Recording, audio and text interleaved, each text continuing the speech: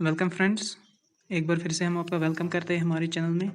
आज हम आपके लिए लेकर आए schedules of the Indian constitution को रिमेंबर करने के लिए शॉर्टकट ट्रिक।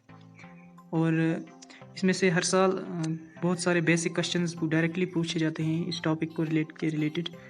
और ये बहुत इंपॉर्टेंट टॉपिक है जेके एसएसबी के लिए, केस के प्रीलिम्स के लिए या बाकी बहुत सारे एग्ज़ाम्स है, एसएससी है, सीजीएल है वगैरह।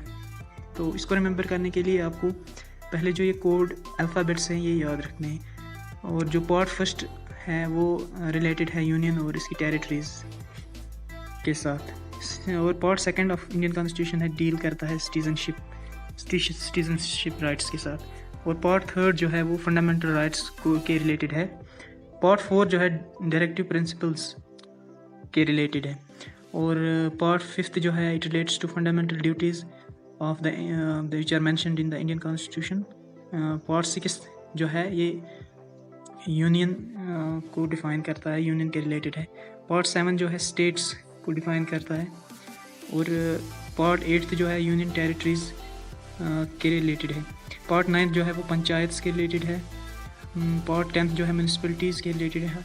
और ये जो पार्ट टेंथ है नाइन्थ कॉन्स्टिट्यूशन के नाइन्थ पार्ट का जो पार्ट ए है उसी में मेंशन किया गया है।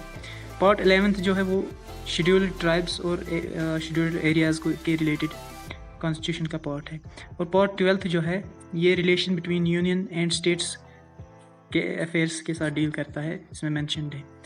और अब 1 से 12 तक के शेड्यूल्स को रिमेंबर करने के लिए जो ट्रिक है वो ये है, आपको एक कीवर्ड याद रखना है, एक की सेंटेंस आपको याद रखना है जिससे कि आपके 1 to 12 सारे रिमेंबर हो जाएंगे और कोई भी बेसिक क्वेश्चन आप इजीली कर पाओगे जो कि एग्ज़ाम में पूछे जाते हैं।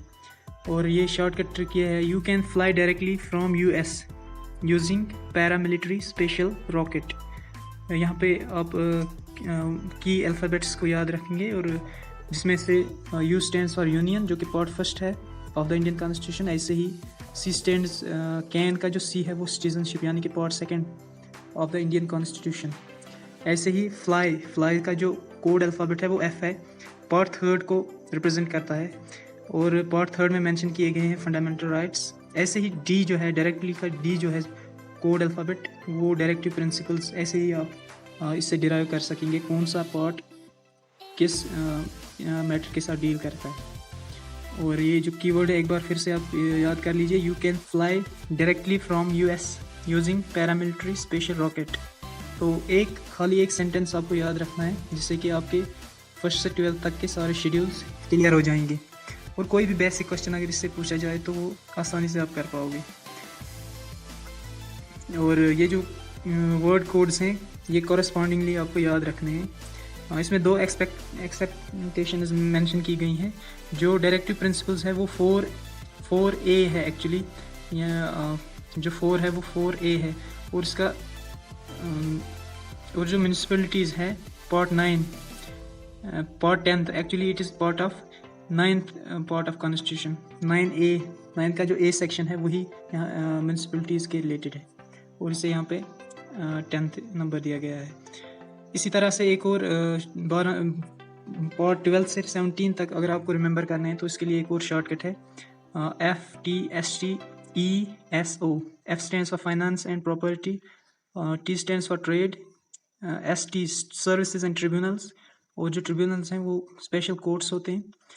E stands for elections, S for special provisions, O for official language। तो वर्ड जो इसके लिए की सेंटेंस याद रखने की ज़रूरत है वो ये है, Flipkart has Tata sky set top box on exchange and special offer. इस कीवर्ड को आप याद रखेंगे और इसके कॉरस्पॉन्डिंग जो अल्फ़ाबेट्स हैं जैसे कि फ्लिपकार्ट का F, टाटा स्काई का T, सेट टॉप का S और T कॉरस्पॉन्डिंगली पार्ट्स को रिप्रेजेंट करते हैं। इससे आप इजीली कोई भी बेसिक क्वेश्चन जो कि शेड्यूल्स के रिलेटेड पूछा जाएगा वो इससे इजीली आप कर पाएंगे।